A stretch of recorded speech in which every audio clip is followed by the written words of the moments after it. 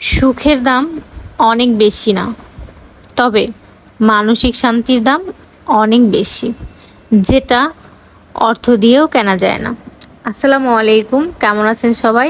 আজ চলে আসলাম ইফতারের জন্য চিকেন রোল ও ভেজিটেবল রোল তৈরি করার ভিডিও নিয়ে। আমি প্রথমে ময়দা গুলিয়ে নিয়েছি, ঠান্ডা পানি দিয়ে আমি ময়দাটা গুলিয়ে নিয়েছি। তারপর ময়দার ডোয়ের মধ্যে আমি একটু সয়াবিন তেল দিয়ে দিয়েছি, যেন ডোটা অনেক নরম হয়। রুটি বেলার সুবিধার্থে আমি গোল গোল করে ছোট ছোট টুকরো করে নিয়েছি। একটা করে রুটি আমি বেলে নিব।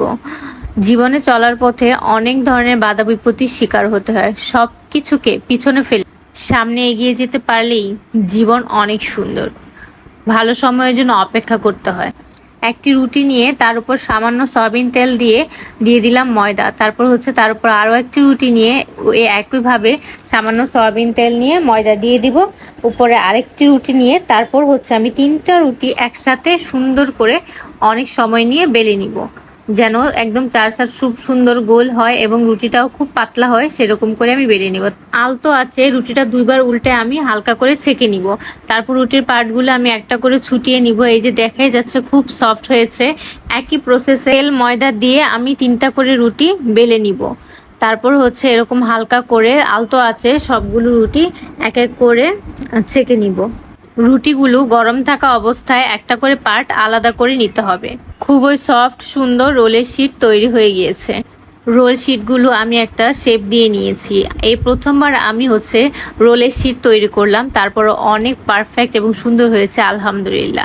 শীটের মধ্যে আমি চিকেনের পুর দিয়ে তারপর এটাকে কোট করে নিলাম।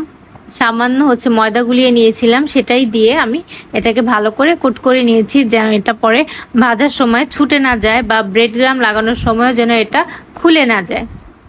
সেম প্রসেসে আমি সবগুলো রোল তৈরি করে নিলাম। একইভাবে আমি ভেজিটেবল রোলগুলোও কোট করে নিয়েছি।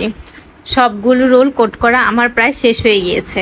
নিয়ে নিলাম অরেঞ্জ কালার ব্রেড ক্রাম্প, এটা আমি আগেই রেডি করে রেখেছিলাম। রোলগুলো আমি ডিমের মধ্যে মিশিয়ে ব্রেড ক্রাম্পে ভালো করে কোট করে নিচ্ছি। আমি ভেজিটেবল রোলগুলোতে অরেঞ্জ কালার ব্রেড ক্রাম্পটাই ব্যবহার করেছি। অরেঞ্জ কালার ব্রেড ক্রাম্প দিয়ে কোট করলে ভাজার পর খুব সুন্দর একটা কালার আসে, দেখতেও খুব জুসি লাগে। আমি একইভাবে চিকেন রোলগুলোও ডিমের মিশ্রণে দিয়ে তারপর ব্রেড ক্রাম্প দিয়ে কোট করে নিব। আমি চিকেন রোলটার জন্য হোয়াইট কালার ব্রেড ক্রাম্প নিয়েছি। আমার রোলগুলো তৈরি করা প্রায় শেষ হয়ে গিয়েছে। রোলগুলো ফ্রোজেন করে রাখার জন্য আমি একটা প্লাস্টিকের বক্স নিয়েছি। এটা এয়ারটাইট একটা বক্স নিয়েছি, যেন এটার মধ্যে কোনো বাতাসও ঢুকতে না পারে, আর ফ্রোজেন করে রাখলে যেন কোনো অসুবিধা না হয়। ব্যস্ততার জন্য যাদের সবসময় বানানো সম্ভব হয় না, তারা এভাবে একদিন বানিয়ে